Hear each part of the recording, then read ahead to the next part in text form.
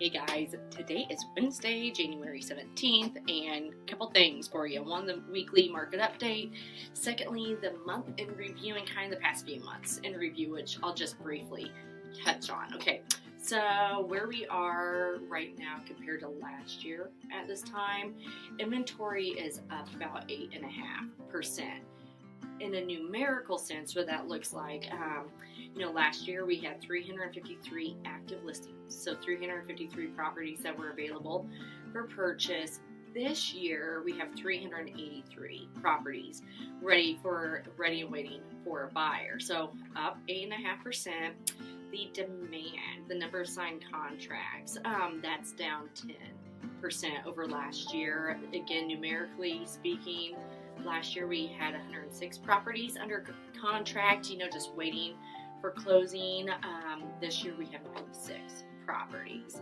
I know a lot of this video I talk about supply and demand, and I'm going to touch on that a little bit deeper, but basically when we have more inventory hanging around, that tells me that sellers are going to have more competition. When it comes to getting that house sold, and buyers obviously have more inventory to look at. Thus, the increased competition for sellers.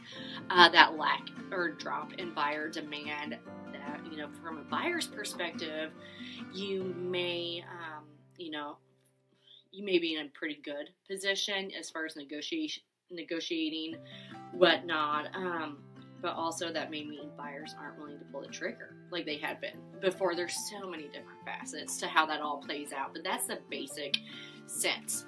Now, looking at the month in review, December, a lot of times I show you guys what we call the absorption report. It has all these different colored graphs and whatnot.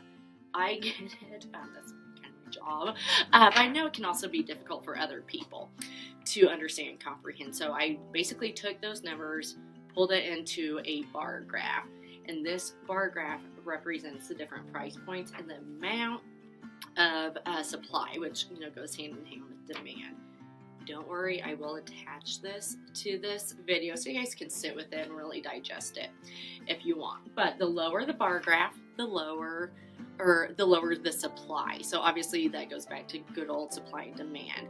I can tell you, looking at this, the homes in 140,000 to 150, those are really sought after. And then also 275, 300, that's faster paced price point as well. The higher the line goes, the less demand, the less movement we're seeing in the market. So obviously, you can see like homes, between 100 and 110 are, kind of hanging out, as well as homes between 120, 130, then go up to 190, and of course the executive. Sorry guys, wow, I'm back. Sorry about that.